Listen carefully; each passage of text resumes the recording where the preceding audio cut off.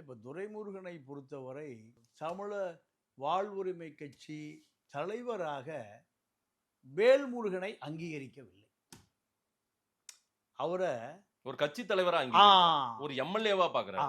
பண்டுட்டி தொகுதி எம்எல்ஏ வேல்முருகன் தமிழகத்துக்கு முழுக்க நீங்க தலைவர் கிடையாது. 232 சட்டமன்ற உறுப்பினர்களும் உள்ள ஒரு தமிழ்நாட்டுக்கு நீங்க ஒரு கட்சி தலைவர் கிடையாது. இதைத்தான் மறைமுகமாக சொல்லுகிறார், வெளிப்படையா சொல்றார். கூட்டணியில் இருக்காரு. ஆனால் இந்த பதிலை முதலமைச்சர் சொல்லியிருந்தா வேல்முருகனுக்கும் அந்த கட்சி நிர்வாகிகளும், நான் பல ஊரில் பார்த்துருக்கேன், ஒவ்வொரு ஊர்லேயும் நீங்கள் குறைந்தபட்சம் பல ஆயிரம் பேர் கூடுறான் இந்த தமிழக வாழ்வுரிமை கட்சிக்கு.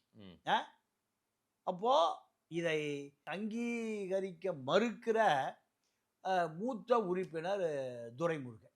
நீங்கள் நான் பலமுறை அவர் பேசும்போது எங்கள் பங்காளிங்கன்னு சொல்லுவார். யாரு? வேல்முருகன். அவர் துரைமுருகன் எங்க பங்காளின்னு பாசமா சொல்லுவார். ஆனா துரைமுருகன் என்ன சொல்றாரு? பகையாளிங்கிறாரு. இல்ல, அதுக்கு மீனிங் அப்படிதானா? வேற எப்படியுமே இல்லை.